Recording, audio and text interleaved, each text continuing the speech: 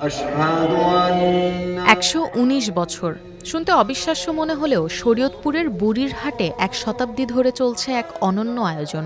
১৯০৭ সাল থেকে আজ অবধি কোনো বিরতি ছাড়াই প্রতিদিন শত শত পথচারী আর রোজাদারকে ইফতার করিয়ে আসছে এই বুড়িরহাট জামে মসজিদ। এটি কেবল একটি ইফতারের আয়োজন নয়, বরং প্রজন্মর পর প্রজন্ম ধরে চলে আসা এক অটুট সামাজিক সৌহার্দ্যের প্রতীক।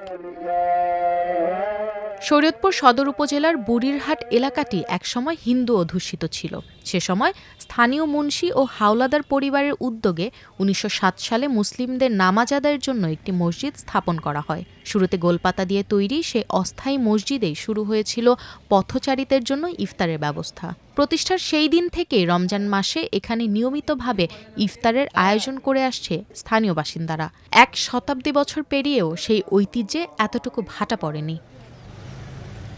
১৯৩৫ সালে ১ একর জমির ওপর দিল্লির একটি মসজিদের আদলে এর পাকা ভবন ও মিনার নির্মাণ করা হয়। এই মসজিদের একটি বিশেষ রাজনৈতিক ও রাষ্ট্রীয় গুরুত্ব রয়েছে। ১৯৭৮ সালে সাবেক রাষ্ট্রপতি জিয়াউর রহমান এখানে নামাজ আদায় করেন। পরবর্তীতে এর নামকরণ করা হয় বুড়িরহাট জামে মসজিদ। সেই থেকে এই নামেই এলাকাটি পরিচিতি পায়। এখানে সবাই মিলেমিশে ধনী গরিব নির্বিশেষে এখানে ইফতারি শরীক হন এবং পবিত্র রমজান মাসের পর এখানে যে ঈদের নামাজ অনুষ্ঠিত হয়, এটার কেন্দ্রীয়, যেহেতু এই এলাকার কেন্দ্রীয় একটি মসজিদ, সকল লোকজন এসে এখানে একসাথে ঈদের নামাজ আদায় করে।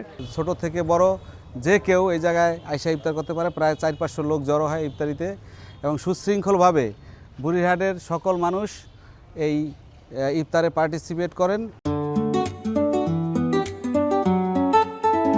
সবচেয়ে আপডেটেড ফিচার্স নিয়ে ১৪০টিরও বেশি দেশে কনকাফ্রেজ। প্রতিদিন আসরের নামাজের পর থেকে মসজিদ প্রাঙ্গণে শুরু হয় কর্মযজ্ঞ।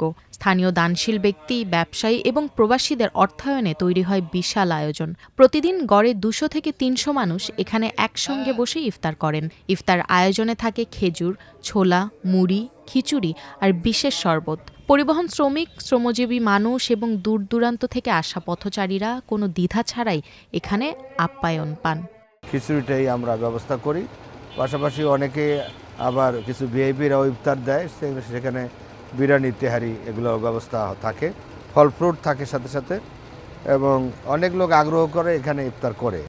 বুড়িরহাট জামে মসজিদের এই ১১৯ বছরের পথ চলা আমাদের মনে করিয়ে দেয় সম্প্রীতি আর সেবার কোনো ধর্ম বা সীমানা নেই। শত বছর আগের সেই গোলপাতার ঘর আজ বিশাল মিনারে রূপ নিলেও বদলায়নি এখানকার মানুষের আতিথেয়তা। প্রজন্মের পর প্রজন্ম ধরে এভাবেই টিকে থাকুক শরীয়তপুরের এই ভালোবাসার বন্ধন, এই প্রত্যাশাই স্থানীয় বাসিন্দাদের।